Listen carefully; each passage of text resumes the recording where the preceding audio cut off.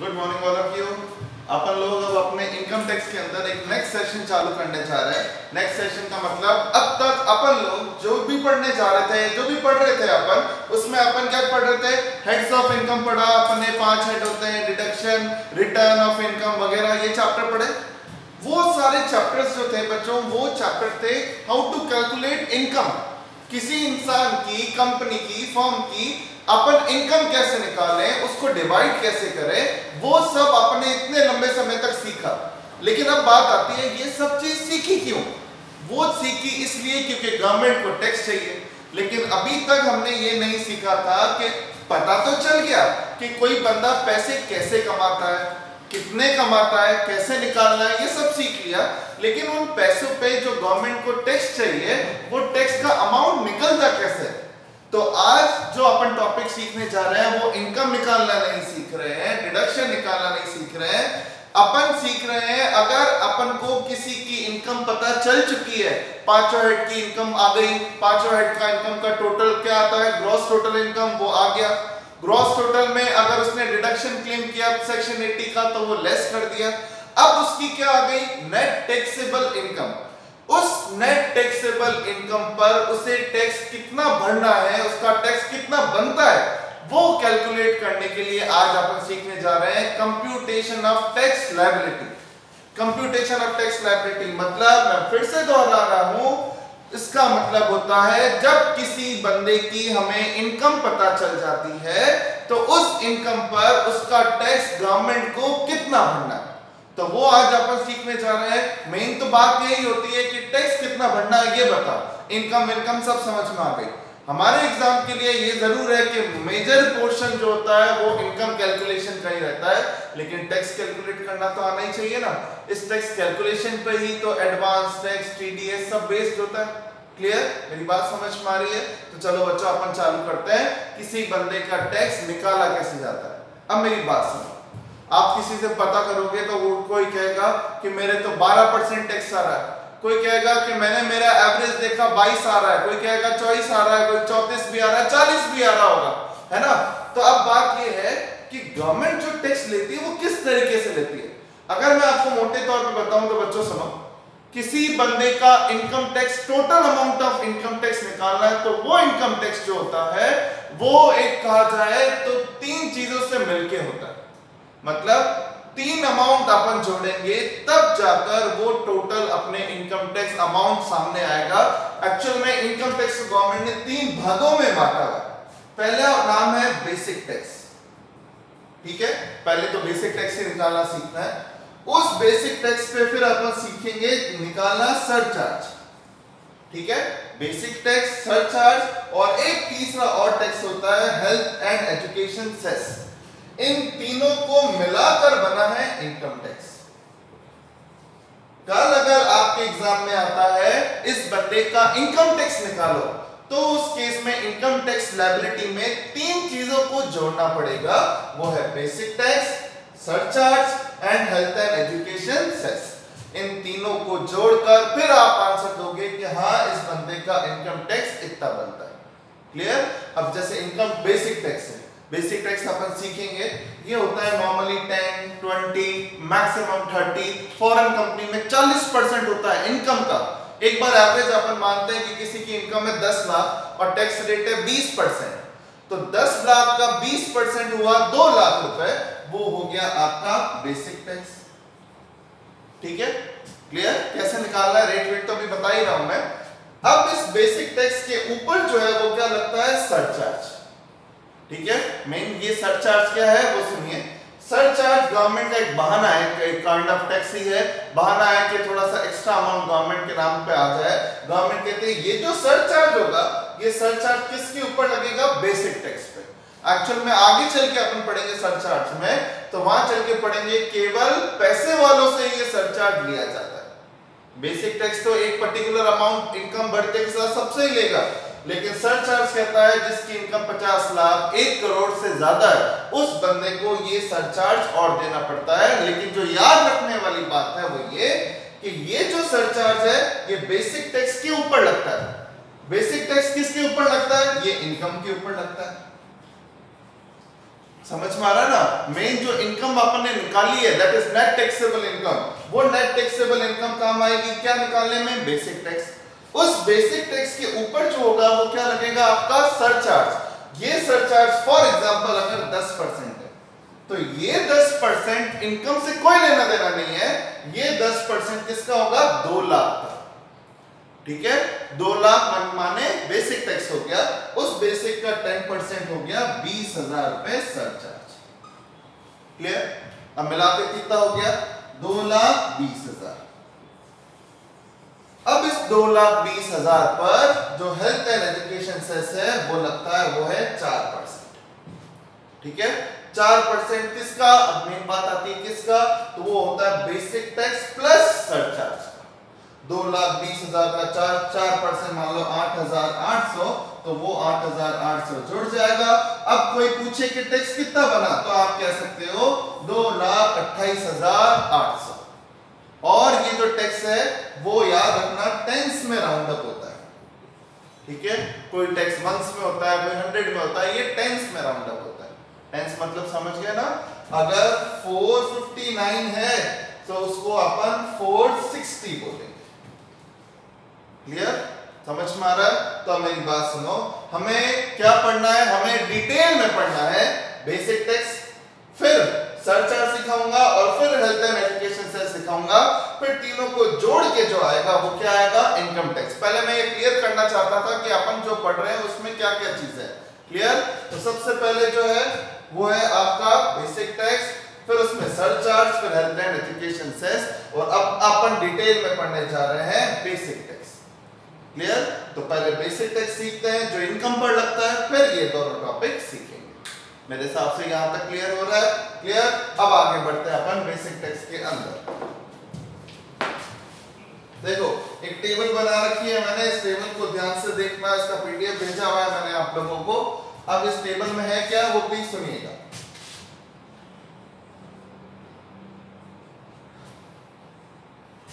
ध्यान दीजिए प्लीज। यहां पर मैंने लिखा है basic rate of income tax. अब इस बेसिक रेट के अंदर भी दो है।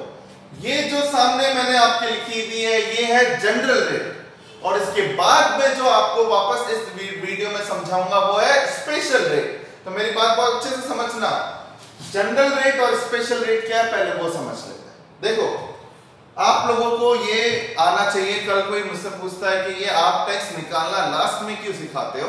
तो लास्ट में निकालने का रीजन क्या है मेरी बात सुनो। एक्चुअल में ये जो हम टैक्स निकालना सीख रहे हैं, ये टैक्स कुछ अलग अलग इनकम पे अलग अलग रेट से भी लगता है। कहने का मतलब आप सबको पता है कि इनकम के 5 हेड में business head, capital gain, other sources, house property, salary, इन 5 हेड में कुछ ऐसी इनकम होती है जिन पे गवर्नमेंट द्वारा स्पेशल रेट लगाई जाती है। ठीक है, इस स्लैब रेट को या जनरल रेट को गवर्नमेंट मानती नहीं है। कहने का मतलब क्या है मेरी बात सुनो।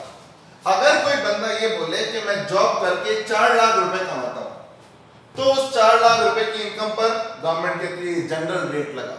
जनरल रेट कैसे होती है, कैसे निकाली जाती है वो भी समझा रहा हूं। लेकिन अगर वही ये कहता है कि ये 4 लाख रुपए इनकम मेरी जॉब करके नहीं, मेरी तो लॉटरी की इनकम है, तो गवर्नमेंट कहती है ये तो स्पेशल इनकम है, और स्पेशल इनकम पर स्पेशल टैक्स रेट लगेगी।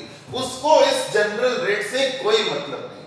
और जैसे मैंने कई बार पढ़ाते वक्त समझाया है, लॉटरी इनकम पर टैक्स रेट है 30%, तो 4 लाख का सीधा 30% लगाना है, मतलब ही नहीं है इन सब से। क्लियर? तो वो स्पेशल इनकम कौन सी होती है, उन पे स्पेशल रेट कौन सी होती है, ये इसके बाद में पढ़ेंगे। फिलहाल ये सब जनरल रेट है जो जनरल इनकम पे लगती है।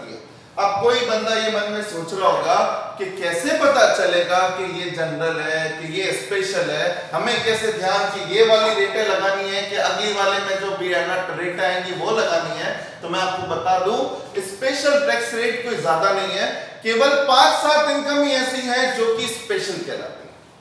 अब अगर 5-7 ही है स्पेशल कहलाती है, उनका नाम याद रख लो, वो भी सिंपल है, long term capital gain, short term capital gain, casual income. ठीक है, तो कोई ज्यादा खास वो है नहीं, बस उसके अलावा जो इनकम है वो सब जनरल है। ठीक है, एग्जाम में कुछ अलग से लिखा हुआ नहीं है तो सारी जनरल रेट ही है आपके। Salary income, house property income, mostly business income, ठीक है, अदर सर्विसेज की ज्यादातर इनकम, ये सब की सब जो है वो जनरल ही कहलाती है। समझ में आ रही मेरी बात? ठीक है, तो अब अपन चालू करते हैं। मैं वापस बोल रहा हूं, ये है क्या, मैं वापस एक बार वापस रिपीट कर रहा हूं, हम क्या कैलकुलेट कर रहे हैं, income tax. Income tax is a combination of 3 taxes, basic, surcharge and health and education cess. सबसे पहले अपन क्या पढ़ रहे हैं, बेसिक। बेसिक में भी 2 रेट होती है, general rate and special rate, और अभी अपन क्या पढ़ रहे हैं, जनरल रेट, ठीक है, स्पेशल रेट इसके बाद। क्लियर? तो सुनो, जनरल रेट में सुनिएगा।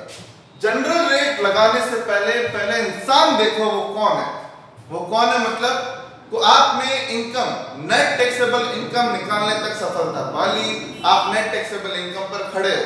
अब आप देखना चाहते हो कि इस पर टैक्स कितना है, तो जनरल रेट में कहते हैं पहले वो असेसी देखो कौन है, या तो असेसी वो इंडिविजुअल, एओपी, बीओआई, एचईएफ या कोई आर्टिफिशियल पर्सन, भगवान वगैरह है तो, या फिर वो रेजिडेंट इंडिविजुअल 60 साल से ज्यादा लेकिन 80 साल से कम है, उनको गवर्नमेंट थोड़ा बेनिफिट देती है, ठीक है, और या फिर वो रेजिडेंट इंडिविजुअल 80 साल से ज्यादा है। अब मेरी बात बहुत अच्छे से सुनना, आप आराम से क्वेश्चन पढ़ो और देखो उस असेसी का नाम क्या है। मिस्टर ए, मिस्टर बी है तो वो एक इंडिविजुअल है, अगर वो एचयूएफ है, अगर वो भगवान है, अगर वो कोई और आर्टिफिशियल पर्सन है, तो फिर उस पर ये वाली स्लैब रेट लगती है। अब जो कंफ्यूजन क्या रहता है वो मेरी बात सुनना। लोग कहते हैं कि एज ध्यान रखनी बहुत जरूरी है, बिल्कुल जरूरी है। अगर कोई बंदा 60 से कम है तो अलग होता है, 60 से 80 होता है तो वो सीनियर कहलाता है, 80 साल से ऊपर वाला सुपर सीनियर कहलाता है, ठीक है। सीनियर को गवर्नमेंट थोड़ा रिलैक्सेशन देती है, सुपर सीनियर को थोड़ा ज्यादा रिलैक्सेशन देती है। लेकिन अब मैटर क्या करता है, मेरी बात अच्छे से सुनना।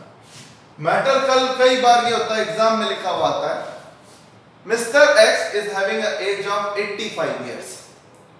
85 देखा, इसके आगे अपन पढ़ते ही 85, 80 से ज्यादा है, सुपर सीनियर है, ये वाली स्लैब रेट लगेगी, ठीक है सर, ये वाली लगेगी।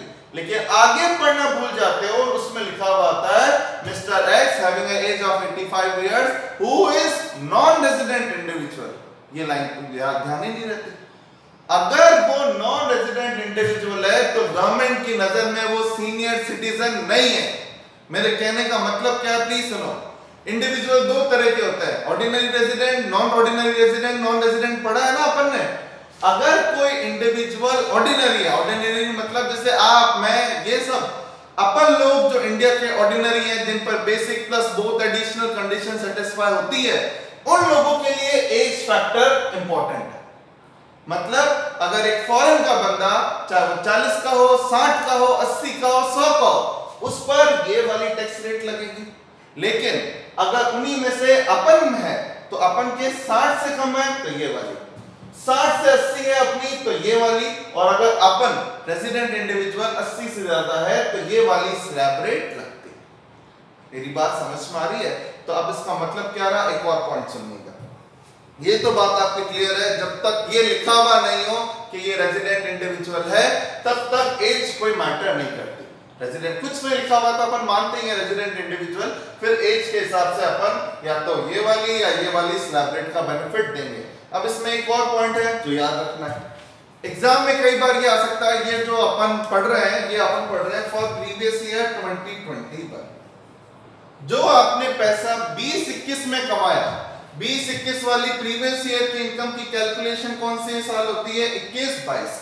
अभी 21-22 चल रहा है। इस 21-22 के अंदर जो इनकम कैलकुलेट होगी वो कौन से साल की होगी, 20-21 की। तो अब इस प्रीवियस ईयर 20-21 में जो आपने पैसे कमाए उसका टैक्स निकाला जा रहा है। वैसे एक बार बता दूं, गवर्नमेंट ऑफ इंडिया ने 20-21 और 19-20 में अब लगभग कोई डिफरेंस नहीं छोड़ा। मेरा कहने का मतलब है गवर्नमेंट ने कुछ अमेंडमेंट किया ही नहीं, जो 19-20 की टैक्स रेट थी ऑलमोस्ट वही 20-21 की भी रखी है, तो कोई फर्क नहीं पड़ता। अब मेरी बात सुनो, कहने का मतलब क्या है, कोई मेरे से ही पूछता है कि 20-21 में सर 28 फरवरी 2021 को एक बंदे का बर्थडे था और इस तारीख को वो बंदा 60 का हो रहा है, मतलब इस प्रीवियस ईयर में 365 दिन तो होते ही हैं। इन 365 दिन के अंदर वो ऑलमोस्ट 330 दिन 330 दिन तो वो 59 का था, अब आने वाले 30-31 दिनों के अंदर वो जरूर 60 का कहलाएगा।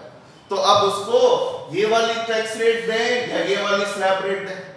गवर्नमेंट क्या कहती है कि अगर कोई बंदा रेजिडेंट इंडिविजुअल, बंदा मत कौन, रेजिडेंट इंडिविजुअल, अगर कोई रेजिडेंट इंडिविजुअल इस प्रीवियस ईयर 2021 के अंदर किसी भी दिन अगर 365 का हो जाएगा तो उस बंदे को इसका बेनिफिट मिलेगा। मेरी बात समझ में आ रही है? वापस ढंग से सुनना। अगर मैं 31 मार्च 2021 को भी अगर 60 इयर्स का हो गया तो भी गवर्नमेंट कहती है भले एक ही दिन 31 मार्च को आप 60 के क्यों ना हुए हो तो भी आप सीनियर रेजिडेंट इंडिविजुअल कहलाओगे, मतलब आप 60 साल के कहलाओगे। तो ये तो समझ में आया ये 60 साल 80 साल का लोचा क्या है। अब अपन आते हैं कि इनका टैक्स निकालना कैसे, ठीक है? तो सामने ध्यान दीजिए सब, मेन तो यही है। गवर्नमेंट कहती है जो आपकी नेट टैक्सेबल इनकम है, मैं बार बार इसलिए रिपीट कर रहा हूं आपके दिमाग में आ जाए क्योंकि कोविड पीरियड में पढ़ाई थोड़ी कम चल रही है अभी। ग्रॉस में डिडक्शन लेस किया तो नेट टैक्सेबल इनकम आई।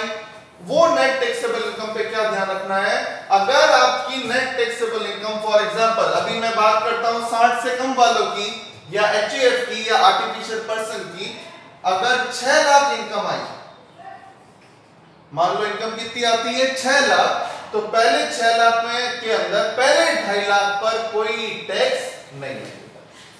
मतलब गवर्नमेंट ये मानती है कि 2.5 लाख रुपए कोई बंदा साल की कमाता है तो उस केस के अंदर उस बंदे का जो है वो घर पे चलाने में ही काम पूरा हो जाता है, कहां हमें टैक्स देगा, है ना? तो अच्छी बात है। गवर्नमेंट कहती है आपकी कमाई के पहले 2.5 लाख पे हमें टैक्स नहीं चाहिए। तो क्या करोगे आप, 6 लाख कमाता है, 6 में से पहले 2.5 लाख का टैक्स कितना हो गया, 0, ठीक है? नेक्स्ट 2,50,000 मतलब पहले 2.5 लाख का तो 0, नेक्स्ट 2.5 लाख मतलब 2.5 लाख से ज्यादा और कहां तक, 5 लाख तक। अगर आपकी इनकम 2.5 से ज्यादा है और 5 लाख तक है तो उस डिफरेंस अमाउंट का कितना परसेंट टैक्स है, 5%। क्लियर? मतलब पहले 2.5 लाख पे तो टैक्स देना ही नहीं है और अगले 2.5 लाख पे टैक्स कितना देना है आपको, 5%, ठीक है? तो मतलब 6 लाख कमाता है, 6 में से पहले 2.5 पे तो टैक्स उसने 0 दे दिया और अगले 2.5 लाख पर 5% कितना होगा, 12,500, ठीक है? तो 6 में से 5 लाख हो गए। अब भी इनकम बच गई। आपने कहा सर 6 में से पहले 5 लाख का तो टैक्स दे दिया, पहले 2.5 का 0 दे दिया, अगले 2.5 का 5, अब भी बच गए। तो अगले 5 लाख रुपए तक आपको टैक्स कितना देना है, 20%। समझ में आ रहा है? अगले 5 लाख का मतलब ये हो गया 5 से 10 लाख। मतलब मैं अगर आपको बात करूं बच्चों, अगर कोई बंदा 10 लाख रुपए कमाता है तो 10 में से पहले 2.5 लाख पे वो जो टैक्स है वो 0 देता है, नेक्स्ट 2.5 लाख पे टैक्स वो 5% देता है और बचे हुए 5 लाख पर वो टैक्स देता है 20%।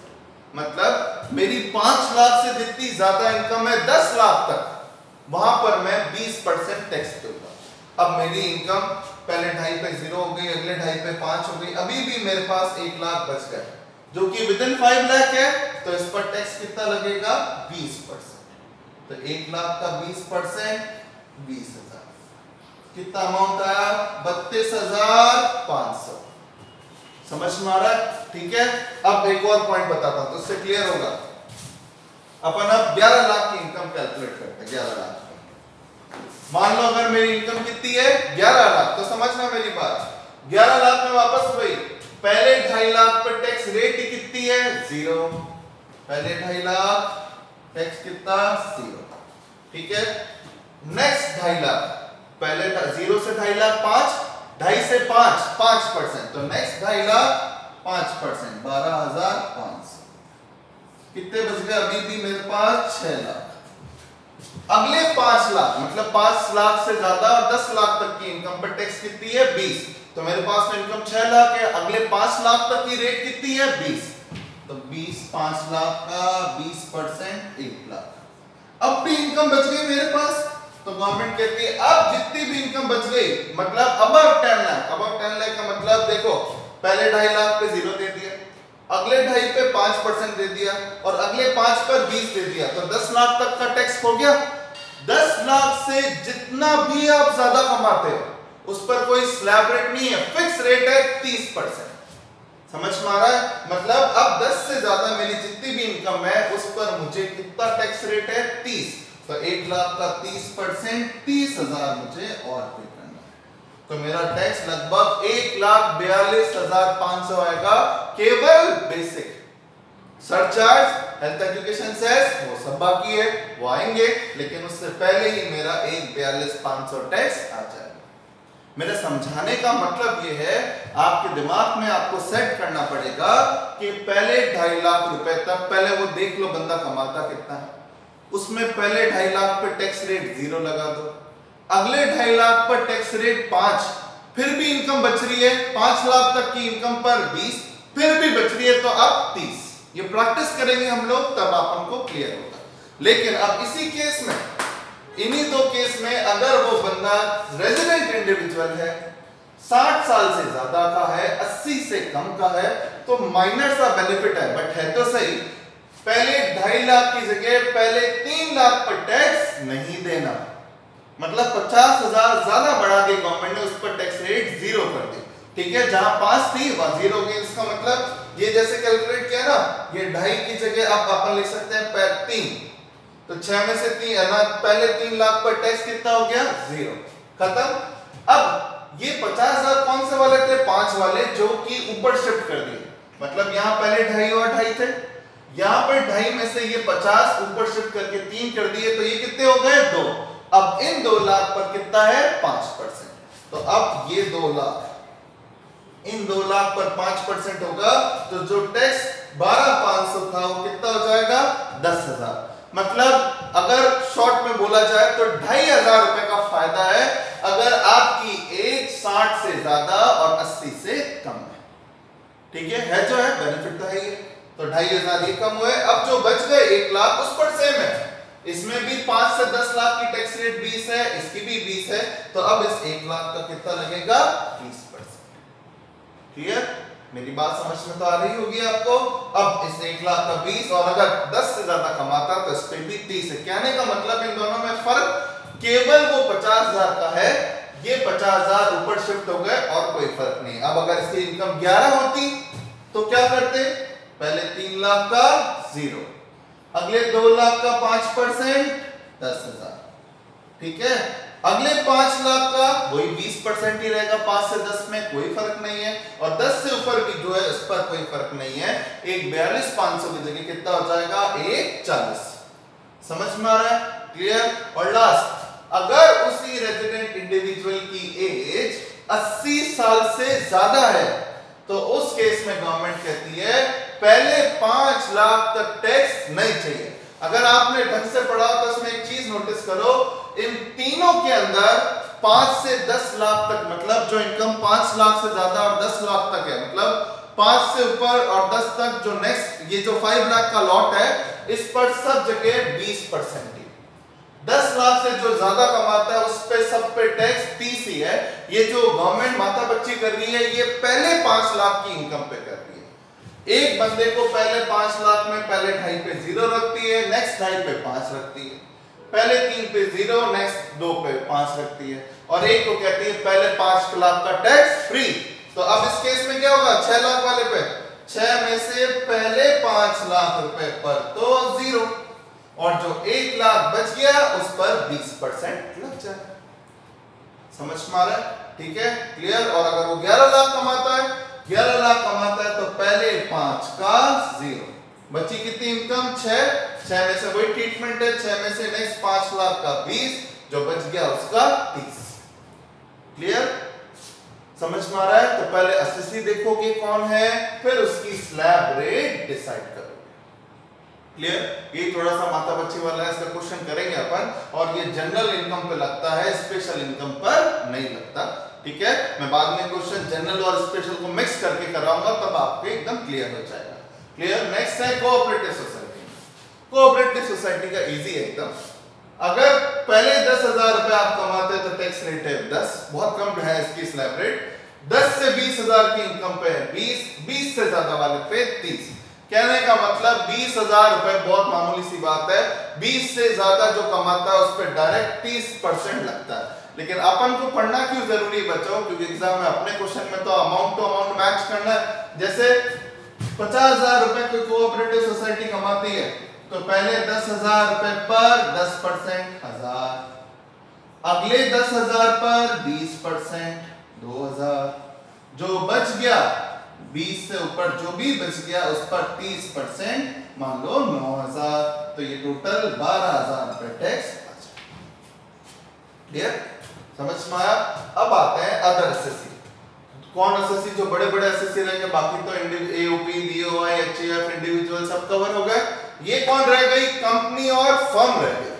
अब फर्म जो रह गई, फर्म में तो दिमाग लगाना ही नहीं है। फर्म की फ्लैट टैक्स रेट है 30%। मतलब अगर एग्जाम में आपके आता है फर्म 2 लाख कमाती है तो फर्म को पहले 2.5 लाख एग्जाम नहीं है जो इन लोगों को होता है। फर्म तो 2 रुपए भी कमाएगी तो उस 2 रुपए का 30% टैक्स भरो। 10 रुपए फर्म ने कमाए तो फर्म को गवर्नमेंट कहती है आपके लिए कोई स्लैब रेट नहीं बनी है, 10 लाख का 3%, 3 रुपए जमा करो। समझ में आ रहा है? ठीक है, तो फर्म के लिए भी यही है और कंपनीज के लिए भी यही है। कंपनी 2 प्रकार की होती है, domestic company and foreign company. Domestic company का मतलब आप सब लोगों को मालूम है, इंडियन कंपनी या फॉरेन कंपनी जिसने इंडिया में सारे फिक्स एस्टैब्लिशमेंट कर रखा है। तो अब मेरी बात सुनो, डोमेस्टिक कंपनी की टैक्स रेट कितनी है? 30%। फर्म और कंपनी की टैक्स रेट ऑलमोस्ट एक ही है, लेकिन अगर कोई डोमेस्टिक कंपनी जिसका 18-19 में, प्रीवियस ईयर 18-19 जो 2 साल पहले निकल गया, उसमें उसका टर्नओवर अगर 400 करोड़ से कम है तो गवर्नमेंट उसको बोलती है कि टर्नओवर 400 से कम है तो आपकी टैक्स रेट कितनी है? 25। मतलब मैंने गवर्नमेंट को बताया कि 18-19 में मेरा खास काम नहीं चला था, तो गवर्नमेंट कहती है ठीक है, खास काम नहीं चला, टर्नओवर 400 से कम है, 25% टैक्स। लेकिन अगर टर्नओवर 400 करोड़ से ज्यादा है तो टैक्स अंबानी वगैरह होते हैं, वो उनका टर्नओवर, उनका टैक्स रेट 30%। क्लियर? कुछ नहीं लिखा हुआ तो क्या करें? उस केस में नॉर्मल 30% मानी जाती है, लेकिन लिखा हुआ है कि हाँ भाई ये टर्नओवर है तो अपन 25% से ही टैक्स कैलकुलेट करेंगे। ठीक है? और next foreign company. Foreign company को कोई बेनिफिट नहीं है और highest tax rate foreign company की है 40%। 100 रुपए कमाएगी, कोई एग्जम्पशन लिमिट नहीं, कोई स्लैब रेट नहीं, डायरेक्ट 100 रुपए का 40%, 40 रुपए टैक्स देना पड़ेगा।